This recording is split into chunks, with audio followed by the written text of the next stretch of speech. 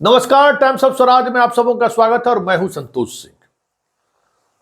और देखिए जरा इस साहब को, याद होगा ये साहब गया के एसएसपी हुआ करते थे, आदित्य कुमार। जी हां, आज इनकी रात बेऊर जेल में कटने वाली है।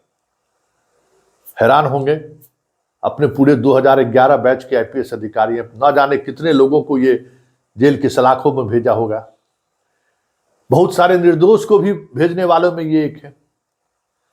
हमें याद है कि ये कितने बड़े माफिया हैं, उस खबर को हमने बड़ी प्रमुखता से चलाई थी। खबर गया का जो मानपुर वाली जो रोड है, एक नई सड़क बनी है जो गया मेडिकल कॉलेज होकर सीधे निकलती है, वहां एक परिवार को इन्होंने जबरन एक झूठे मुकदमे में जेल भेज दिया था।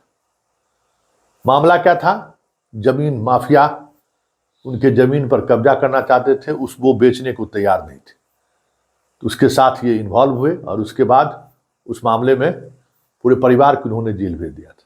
मामला सीआईडी में पहुंचा और उस समय में सीआईडी के डीजी थे विनय कुमार। जब जांच हुई, सारा मामला फॉल्स निकला। उस वक्त भी इन पर कार्रवाई करने के लिए सरकार को लिखी गई थी, लेकिन सरकार उस समय में मेहरबान थी। इनकी मेहरबानी अपरंपार था। जीतन राम मांझी जी के खासम खास थे। गए थे एसएसपी के रूप में मांझी जी के ही प्यार मोहब्बत में, और उसके बाद मांझी जी के एक उनके खासम खास मित्र कहिए या खासम खास व्यक्ति से इनको कुछ और तरीके का अंतरंगता हो गई। फिर क्या था? गया में शुरू हो गया लूट, गया में शुरू हो गया भूमाफियों का राज, गया में हो शराब कारोबारी का हो गया राज। संयोग से इसी बीच में पहुंच गया कौन? बिहार है ठाई ठाई। जी हां, पहुंच गए वो आईजी बनकर।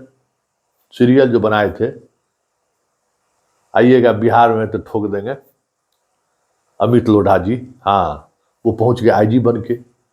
अमित लोढ़ा तो अपने तरीके का चीज है, वो अपने तरीके से चीजों को देखना शुरू किया, दोनों में फंस गया। और ऐसा फंसा कि मुख्यालय तक पत्राचार होने लगा।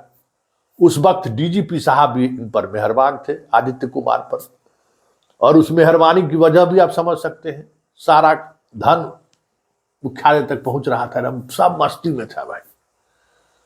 क्या हुआ?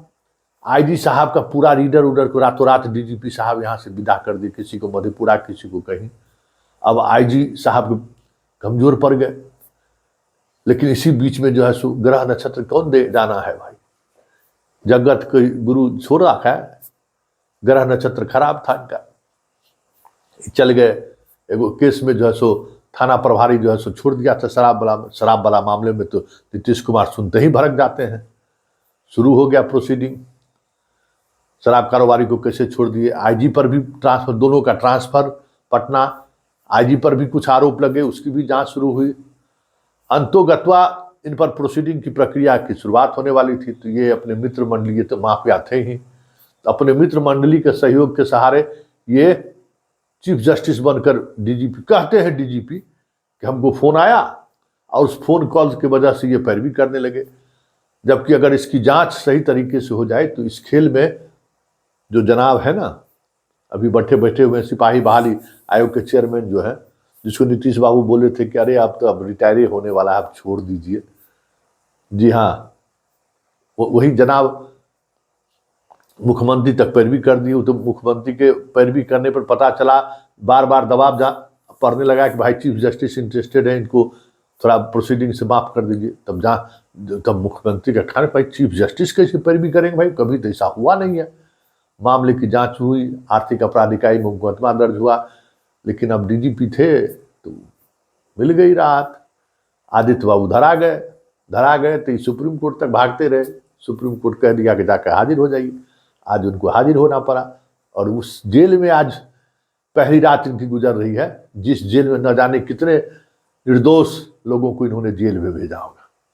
लेकिन सवाल ये नहीं है कि एक आईपीएस अधिकारी का जेल में गया है। सवाल ये है कि बिहार में इस तरह की भी कार्रवाई हो सकती है ये एक संकेत है।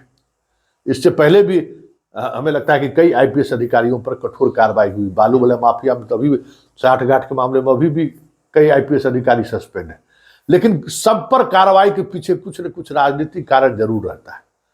और भाई नीतीश कुमार हैं, और यहाँ अगर पाला बदलने की कोशिश किए तो फिर उनके पास तो एक से एक चाबी है, और चाबी घुमा और आदित्य आज बेऊर जेल में है।